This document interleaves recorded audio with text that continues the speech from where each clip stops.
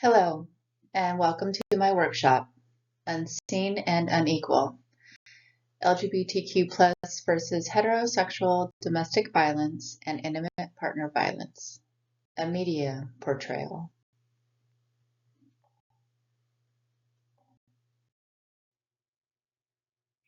Before we move forward, I just want to take a moment to notify all of you that I will be discussing sensitive topics for the LGBTQ plus community and the hetero community. There will be visual depictions of assumed or actual violence. I can provide a Word document for those interested in this topic if you're not comfortable watching my presentation. Please reach out to me and I will get you that information.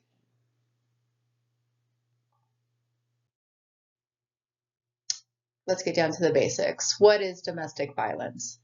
Domestic violence is a pattern of abusive behavior in any relationship, including parent-child, siblings, or even roommates. It can be physical, sexual, emotional, economic, psychological, or technological actions or threats that influence or harm another person. What is intimate partner violence? Intimate partner violence is the same as domestic violence, except that the violence can only occur between romantic partners who may or may not be living together in the same house. The abusive behaviors are similar, if not the same, as BV and can include intimidation, manipulation, humiliation, isolation, terrorizing, frightening, and blaming. The LGBTQ plus community, abuse occurs in both hetero and LGBTQ plus relationships, but is often framed differently, especially in the media. Media can impact perception, policy, and survivor experiences. A common myth that DV and IPV is mainly a straight issue and does not often occur in LGBTQ plus relationships. Data from the CDC explains lifetime IPV for the LGBTQ plus community.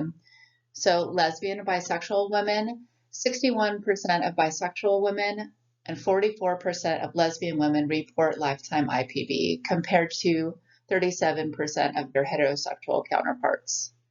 Gay and bisexual men, 38 of bisexual men and 26 of gay men report lifetime IPV, with 15 of them experiencing it in the last year. As for the trans and non-binary community, over half, 54% of this community report lifetime IPV, with physical IPV being 38% and sexual IPV being 25% for this community. A media portrayal of heterosexual IPV. I also had some issues with uploading videos, same as Valerie, so I will upload these videos to the chat so you can watch them if you desire.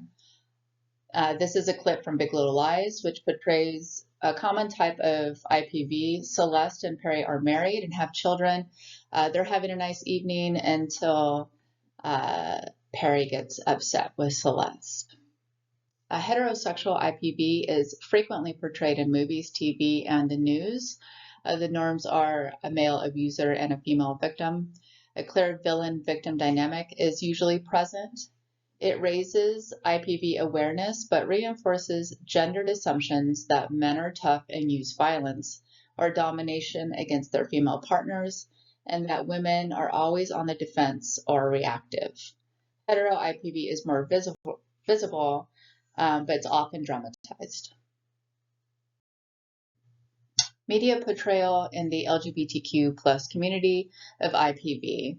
So it's underrepresented or misrepresented. When it is shown, is often comedic, hypersexualized, minimally addressed, and there's usually a lack of visible support systems. Some media examples of lesbian and bisexual women IPV are here. You can see there's some Jerry Springer, which shows sensationalism and hypersexual, appealing to this is male fantasy, and Orange is the New Black, which shows a lack of visible access to support systems. Gay or bisexual male IPV media portrayal. This is the other clip that I had. It's from Shameless.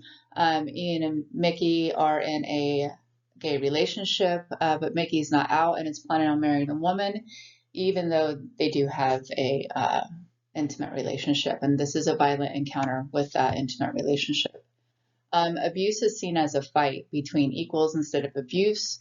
The focus is often shifted to coming out or other identity struggles instead of abuse. It's believed to not be as serious as heterosexual abuse, and the abuse is always physical, not highlighting emotional, financial, or sexual abuse. And this clip from Shameless actually shows all of these. Trans and non-binary IPV media portrayal. So I was not able to find any media portrayal of transgender or non-binary IPV. The closest I got was a few public service announcements on YouTube, as well as some news pieces and documentaries. I did find a short clip from Pose where Candy was assaulted by one of her Johns. And this YouTube snip from Princess Jules, who's a famous Canadian YouTuber. This is actually makeup, but she wanted to highlight what transgender IPV looks like. Trans and non-binary individuals are grossly underrepresented in media storytelling.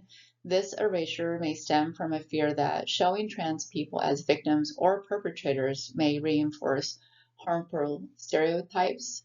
It may also stem from a lack of trans people behind the camera. Without adequate representation in production or writer studios, trans and non-binary stories won't get told. And finally, media studios, networks, and streaming services may believe that audiences won't relate to or support trans IPV, making this storyline unmarketable. Some core media differences in real life are that media presence is really high for heterosexual IPV and really low for LGBTQ plus IPV. Heterosexual is victim versus abuser, and the LGBTQ community is often seen as mutual.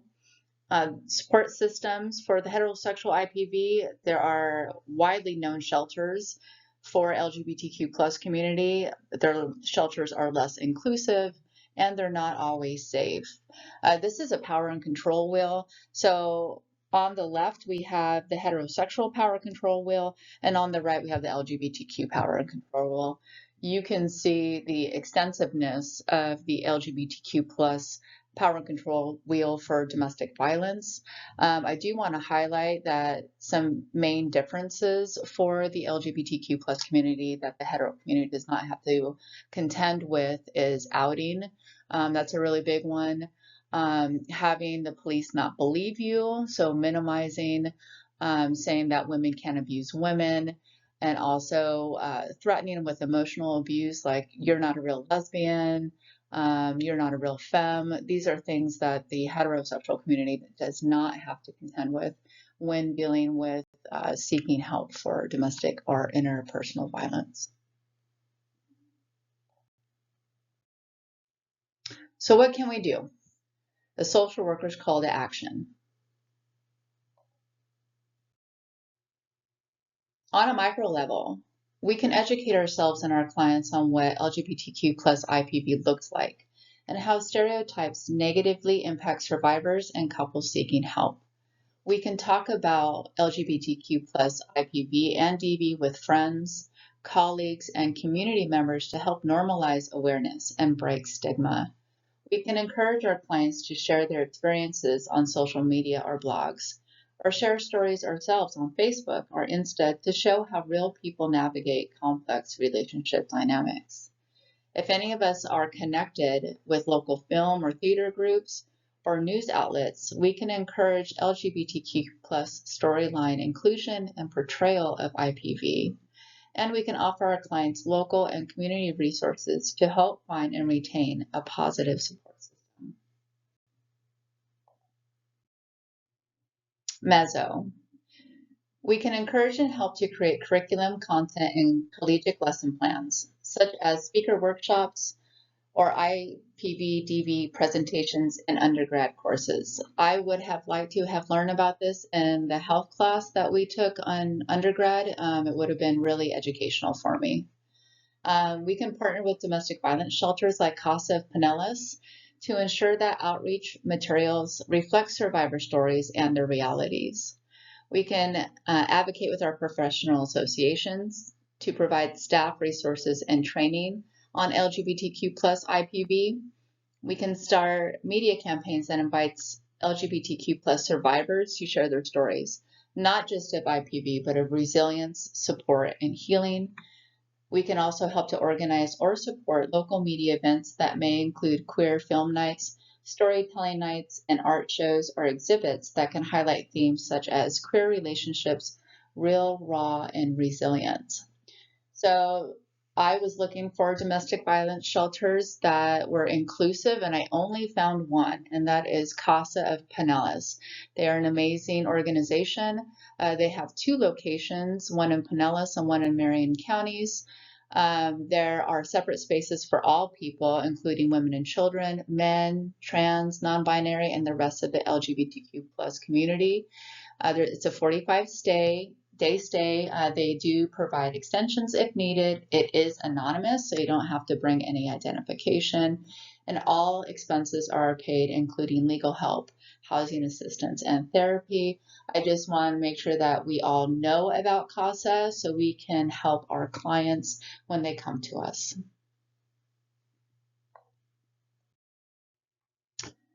Macro way.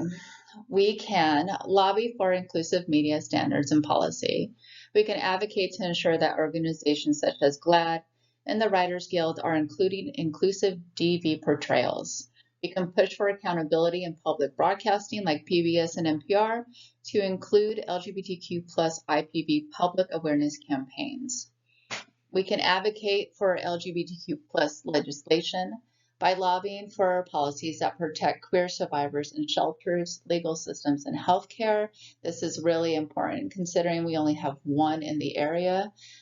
We could advocate to require IPV prevention programming in schools to be more inclusive of LGBTQ relationships. We can also encourage and support survivor voices at national platforms. So we can do that by encouraging people to speak at national conferences such as the DAC, which is the Domestic Awareness Coalition, the CSWE, or World Pride in DC that is happening this year. We can do this on media platforms such as the Nightly News or GMA. So it shows a national representation of LGBTQ plus IPV, or we can even encourage survivors to speak at policy summits or the UN to gain international attention.